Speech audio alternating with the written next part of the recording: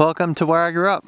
This is Michigan's Upper Peninsula, and I'm out on a spot I'll share with you. It's called Point Abbey. Point Abbey is a long point that juts out to the edge of Lake Superior, and it's a great spot for a quick hike, some great views, shoot some photos.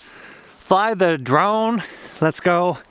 Today I'm gonna fly the FPV drone. I figured I'd bring you along for a little, call it raw POV of me flying the FPV. I've done it a couple times. I'm still learning. I'll share the experience with you. Let's go pop the drone into the air.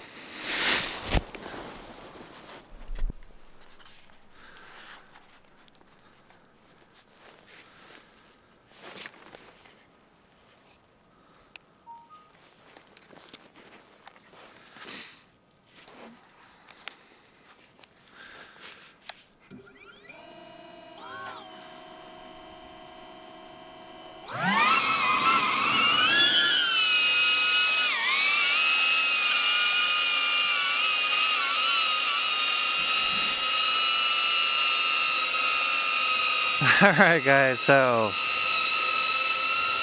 let's get it here.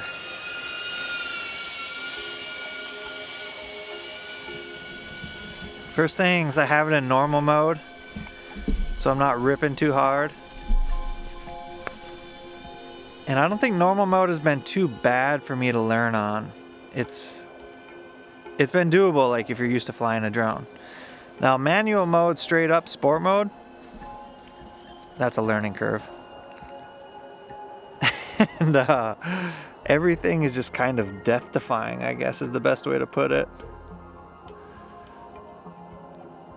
Oh, there's our little home screen back there. This is a great location, you guys. I've made a couple videos about kind of my hometown and, you know, just enjoying where I grew up, and this is one of the locations I've shot several times, and I'm okay with sharing it. It's Point Abbey. Look at this as I'll cruise over. You're gonna see those islands straight out there. Those are called the Huron Islands. Alright, I'm gonna kick it into sport mode. Okay, so I have a little more juice now.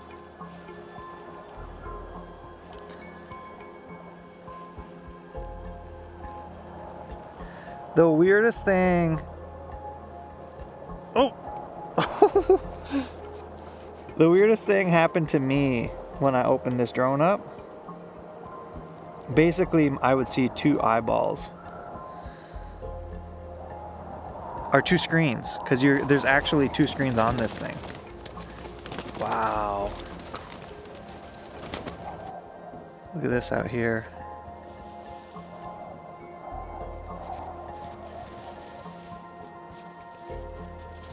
Uh-oh. Getting a little too far away here. Anyway, I would see two screens because my eyes wouldn't snap in. And I got on the internet and read all about it, and basically I'm not the only one with the problem, although it's a unique problem. And the only way I can fix it is I just gotta get my eyes in here. And basically, once I see something downrange, my eyes will focus on what's long range. So, it's kind of crazy, like navigating the menu system and stuff. Occasionally my eyes will snap in, but not always. What I mean by snap in is make two images one. So a lot of times navigating the menu screen, I have to use one eyeball. And this thing is fun, but there's been a lot of hoops to jump through. I think DJI didn't really advertise, or a lot of the early influencers didn't really advertise all the hoops there were to jump through. First one being this. To get the real controller, you have to spend $200 extra. And that's kind of unclear when you're buying it. I mean, if you're really paying attention, you can notice it. But basically, they try to sell you this tiny little thing that you've probably seen in other reviews, but nobody really flies FPV that way. So it's like, why are they trying to shove that controller on you? And then you kind of have this hidden cost of spending $200 more. See me buzzing by these trees? Let me bring it down a little bit. So right now, my camera settings, I'll pop them on the screen. But basically, I'm flying with a wide camera, so it's a little more stable. and you're just getting the ultra wide field of view.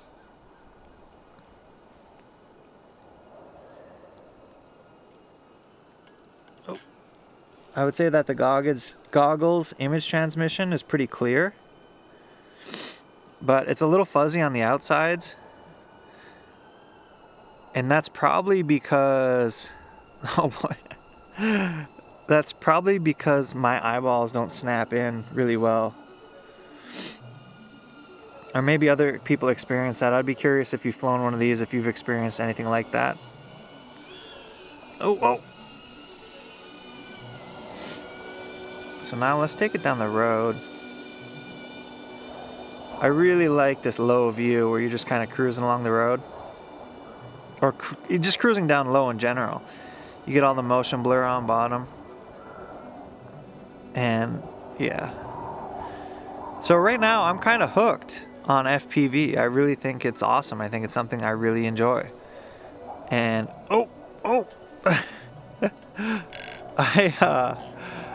I don't see myself flying my regular drone very often. I think this just, so I've always liked FPV footage, but I love flying FPV. It's so immersive. Let's shoot this gap right here.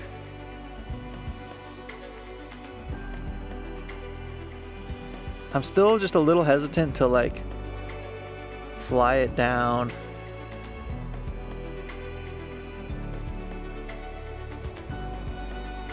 To fly it into too tight of gaps and stuff, or down over the water.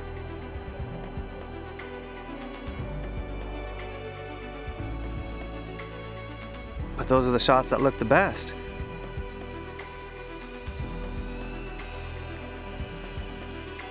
You can probably hear the drone right now. On a scale of 1 to loud, I would say it's pretty similarly loud to the other DJI drones I've had. Like, it's definitely not quiet. I wouldn't expect to just go to the park and not have people watching you. You know what I mean?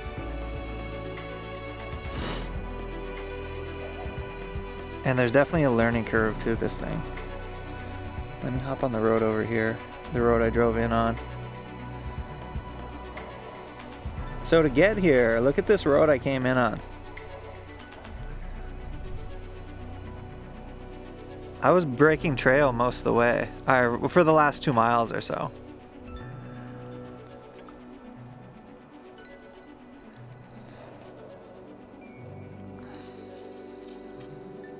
Let's bomb out here.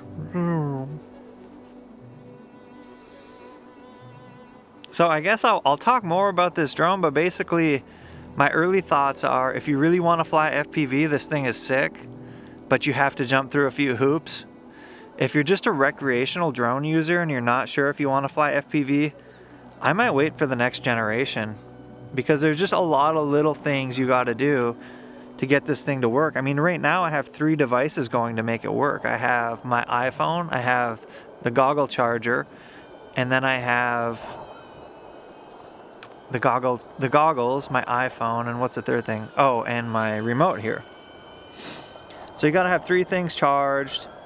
I really don't think the battery life is a deal breaker like a lot of people might feel it is.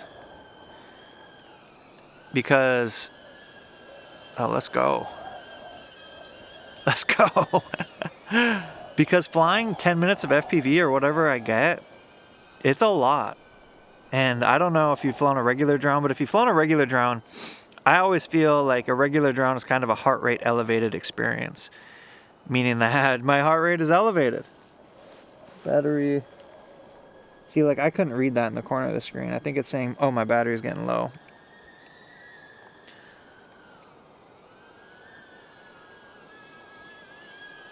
So I'm bringing it back.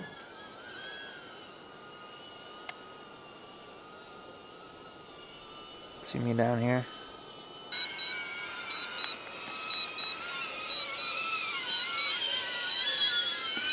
Pretty close to me. Awesome. Hope you dug that little FPV flight. I figured it'd be fun for you to see what I see. I like it. You'll see a lot more from me flying FPV. I think it's gonna be my go-to drone, but right now, like I said, it's just, it feels like it's brand new. and there's a lot of hoops to make it work. But if you're willing to make it work, it's pretty sweet. Flying it is awesome, especially if you can get somewhere wild and free and you have room to roam. I would definitely be hesitant flying it in a city or an area that's busy, not because you couldn't, just because eventually it's gonna bang into something. Subscribe to the channel. 2023 is gonna be a big year for me and you. Anyway, we'll catch you back for the next one.